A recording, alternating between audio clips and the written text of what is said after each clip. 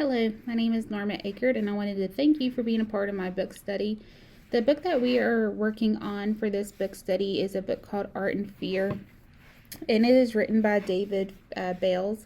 And Art and Fear is a book that I came across during my graduate studies when I was receiving my master's in fine art.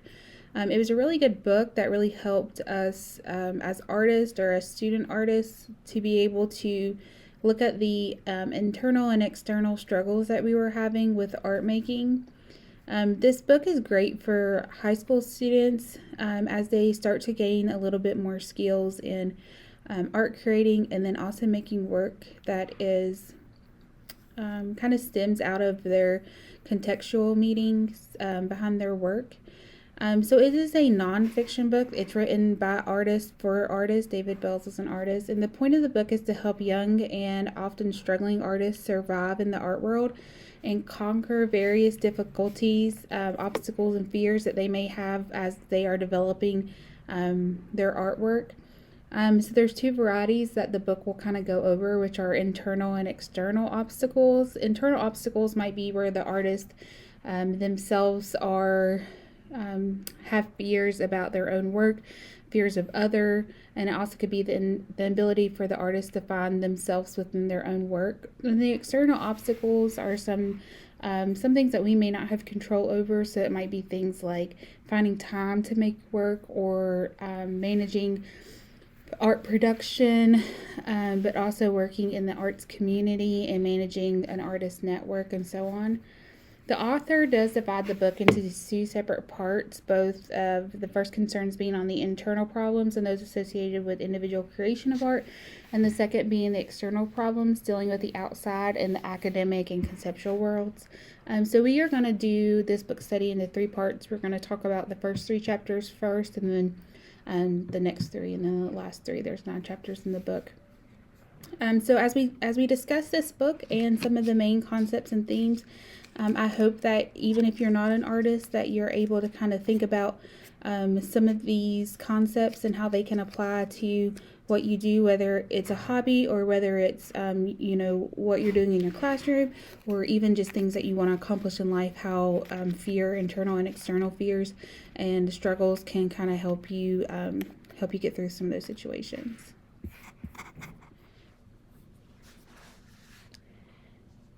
Okay, so now let's talk about Chapter 1. Chapter 1 is titled The Nature of the Problem. In this chapter, the authors really want to point out some of the problems and struggles that artists may face when creating work. And it really is a struggle. So art making is a struggle even for the most prestigious or best artists out there, that everyone struggles in their own art making by having so many questions or doubts or struggles within themselves. They point out that most of art is unfinished, inauthentic, repetitive, or juvenile and overdone. So there's many times that I've had students in my classroom, and then also me as an artist myself, where I'll say, I'm just not sure if that's finished or not. Sometimes it's good to put it away and come back to it. But there's always something within the work that can be changed. Something else that we really think about when we're making art is the authenticity of it. It's a digital world now. It's much different than art that was being created in like the 1800s or 1900s. They were very much so inspired by themselves or the nature of the work around them. But with artwork being such a digital market now, often things are not authentic, and that's something we struggle with in our classroom. But also as an artist myself, is the work that I'm making truly authentic to me? Did I see it somewhere when I was scrolling through Instagram or Pinterest, and did that little piece stick in my mind and then later come up in my work?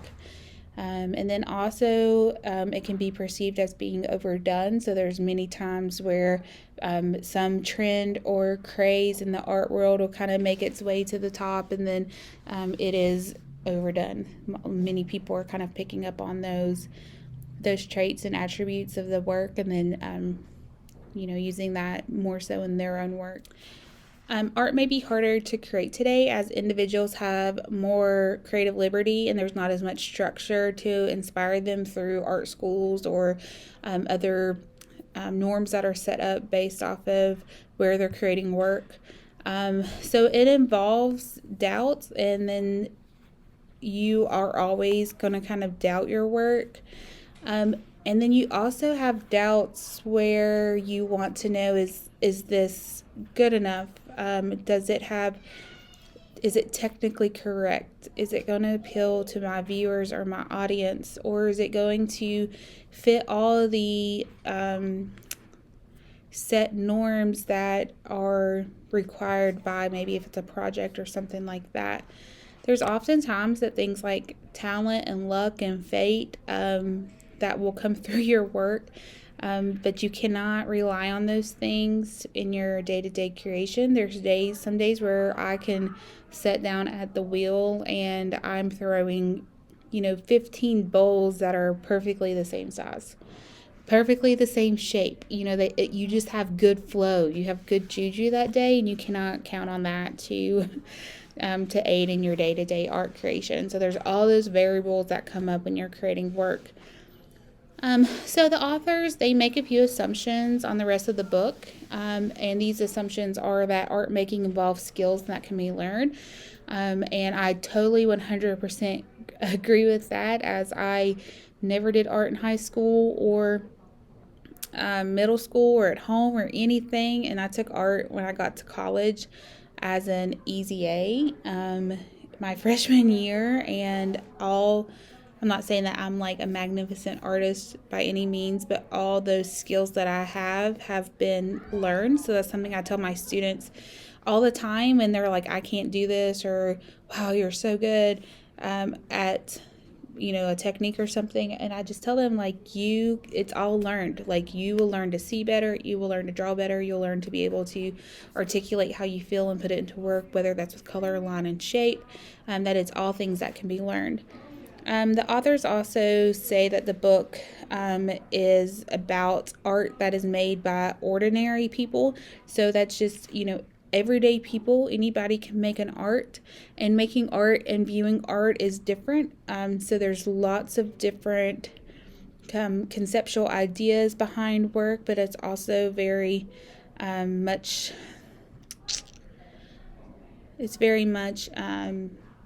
viewed by the type of person, and also their objections to that, or how they feel about a certain content area.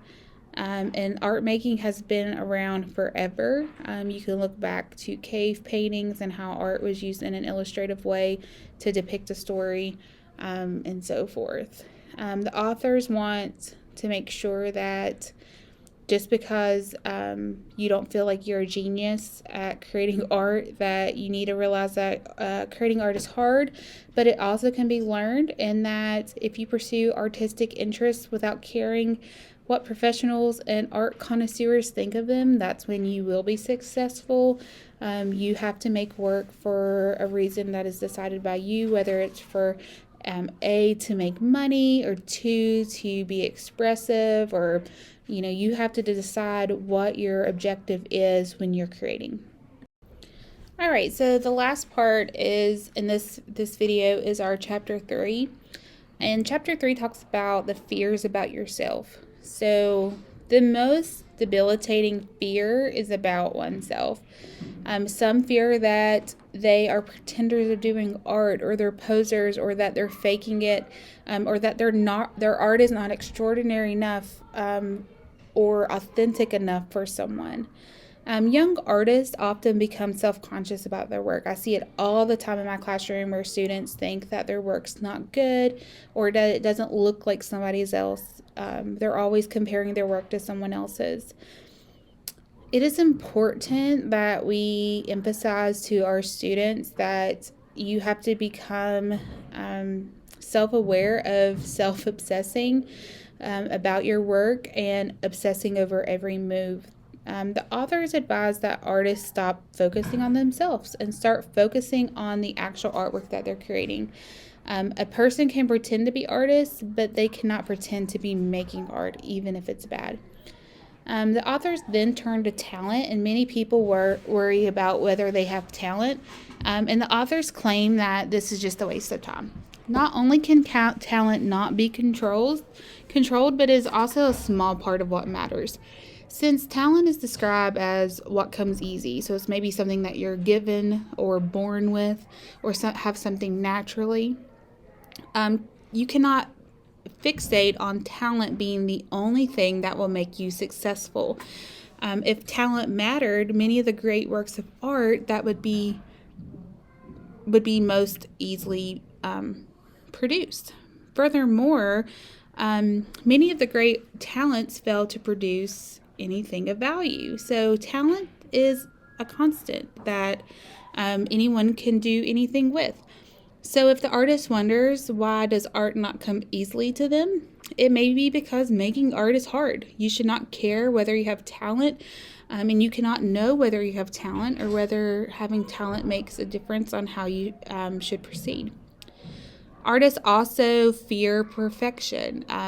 The perfect becomes the enemy for the good. For when the artist produces something good but wants it to be perfect, they sometimes waste time on a piece, and then it also produces paralysis to moving forward on the work.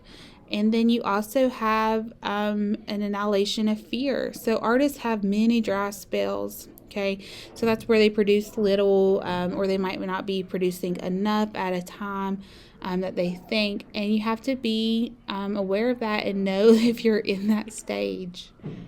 So artwork does require something special, but no one really knows what it is. So you have to quit worrying about it.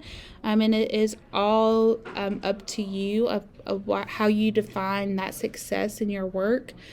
Having expectation is incredibly influential to your fears. So if you have no expectations, you're going to have less fears about your work. And then there's a line between expectation and fantasies is thin. So instead, you need to focus again on your work and then set expectations for progress for the work. So say your expectation is to be in a gallery exhibit in a certain gallery. So instead of having that expectation, you should have an expectation of, I'm going to conquer this color matching, or I'm going to conquer value in this section, or I'm going to conquer the realism of this portrait. So having those little small victories is way more important than having these really big expectations that might be hard for you to meet. Or they might be very easy for you to meet, but having those set expectations that might seem high, they are also really readily available for you to have doubt and fears and get frustrated and struggle trying to meet those, and then that might put you in one of those ruts we were discussing earlier.